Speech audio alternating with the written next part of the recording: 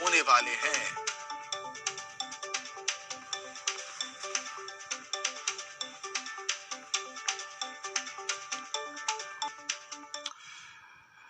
वहीं मध्य प्रदेश में पंचायत चुनाव पर सुप्रीम कोर्ट के आदेश के बाद भोपाल में राज्य निर्वाचन आयोग की अहम बैठक हुई। निर्वाचन आयोग के सचिव BS जामोद ने बैठक को लेकर न्यूज 18 से खास बातचीत की। उनका कहना था कि पंचायत चुनाव की प्रक्रिया को जारी रखा जाएगा, साथ ही साफ किया है कि चुनाव निरस्त नहीं होंगे।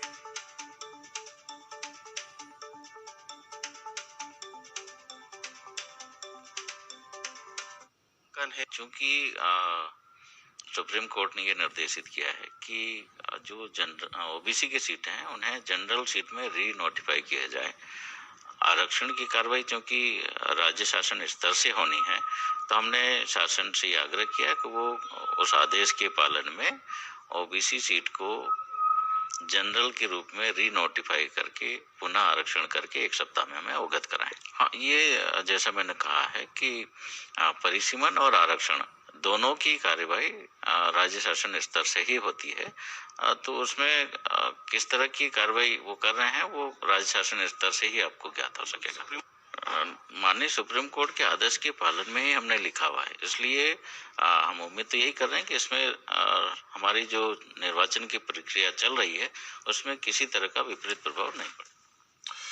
पंचायत चुनाव में ओबीसी आरक्षण पर सुप्रीम कोर्ट के रोक के लिए नगरीय प्रशासन मंत्री भूपेंद्र सिंह ने कांग्रेस को जिम्मेदार बताया। भूपेंद्र सिंह ने कहा कि कांग्रेस हमेशा से ओबीसी की विरोधी रही।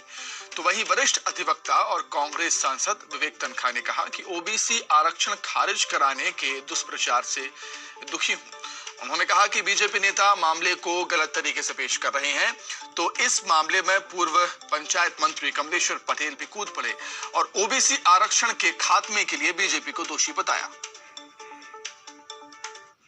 मध्य प्रदेश में पंचायत चुनाव में ओबीसी को आरक्षण ना मिले, इसका प्रयास कांग्रेस के द्वारा लगातार लंबे समय से किया जा रहा था और कांग्रेस की याचिका पर जो हमारे राज्यसभा के माननीय सांसद श्री विवेक तनखा जी हैं, वरिष्ठ अधिवक्ता भी हैं, उनकी याचिका पर मध्य प्रदेश में सर्वोच्च न्यायालय ने ओबीसी को जो पंचायतों में 27% का आरक्षण था उस पर रोक लगाई है। असत्य को सत्य बना के टोला भी मेरे बारे में कुछ कहना चाहती है, जिसको मैं पूर्णतः खारिज करता हूं।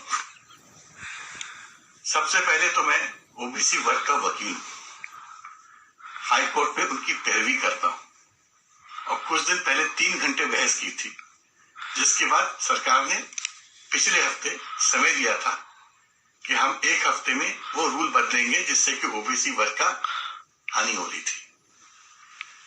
मैंने किसी ओबीसी के विरुद्ध कोई पिटीशन नहीं लगाई।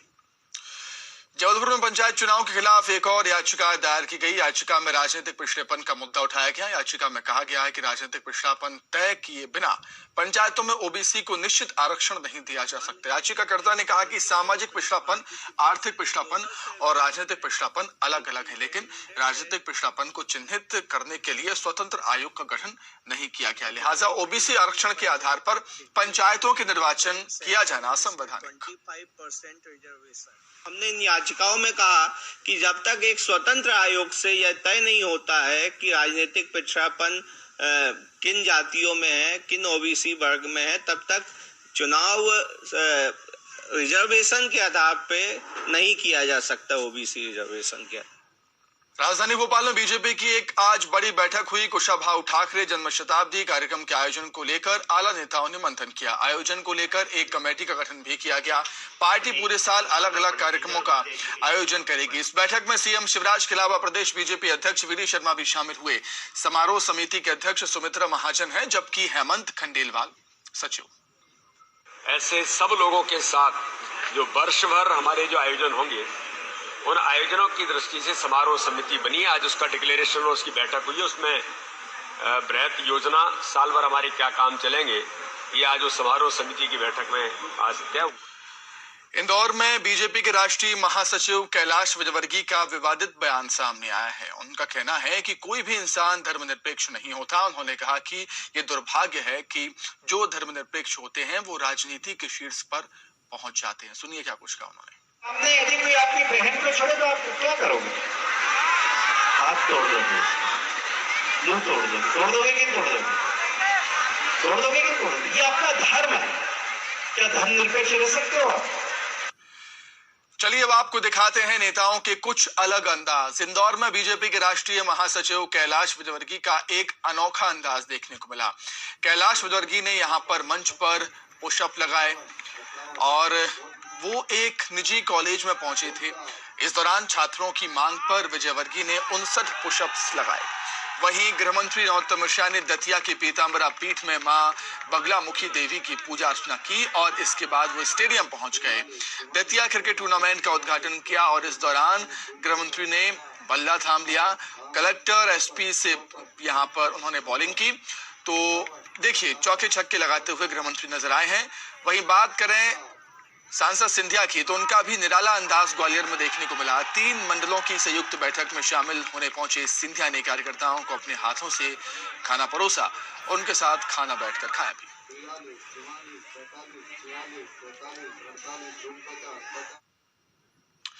एक तरफ जहां सरकार स्वास्थ्य सुविधाओं को मजबूत बनाने पर जोर दे रही है, खास तौर पर कोरोना में जैसे हालात बने उसे देखते हुए एमपी सरकार काफी अलर्ट है, लेकिन सरकार की कोशिशों पर पतीला लगाने वालों की कमी नहीं है। आगर मालवा को ही देख लीजिए। यहाँ सरकारी अस्पताल में प्रसूताओं और अन्य मरीजों को चाय नाश्ता या खाना नहीं मिल रहा। करीब 14 दिनों से सुसनेर और नलखेड़ा सरकारी अस्पताल में मरीजों को अस्पताल की तरफ से खाना नहीं दिया जा रहा है। दरअसल जिस ठेकेदार पर मरीजों को खाना परोसने का जिम्मा है उसका भुगतान 9 महीनों से नहीं हुआ। इस वजह से ठेकेदार ने सप्लाई बंद कर दी। आलम यह है कि दूर दराज से आए मरीजों के परिजन खुद ही सारी व्यवस्थाएं करने को मजबूर हैं। हैरत की बात तो यह है कि जिले में सीएमएचओ को इस बात का पता भी नहीं है। जरा सोचिए कि अस्पताल में मरीजों को खाना नहीं मिल रहा और सीएमएचओ अनजान है। ऐसे में क्या हाल होगा स्वास्थ्य सेवाओं का, व्यवस्थाओं का, आप अच्छे से अंदाजा लगा सकते हैं। जिले से इसका टेंडर होता है और इसके जो खाना सप्लाई करने वाली जो फर्म है उनसे संपर्क करने पर उन्होंने बताया कि हमको पेमेंट नहीं आ पाया, इस वजह से हम उनकी देने में असमर्थ हैं। सर यहाँ पे अभी तक तो ऐसा कुछ भी नहीं है। हम जो कल डिलीवरी से आए हैं शाम को तो हमें ऐसा कुछ भी नहीं मिला अभी तक। आपके द्वारा संज्ञान में आया है, मैं कंफर्म करता हूँ वास्तविकता क्या है और उसको चालू कर देंगे। तो सर इसमें यदि नहीं दिया जा रहा कुछ कार्रवाई वगैरह की जाएगी? मैं पूछता हूँ वास्तविकता क्या है, उसके रिजल्ट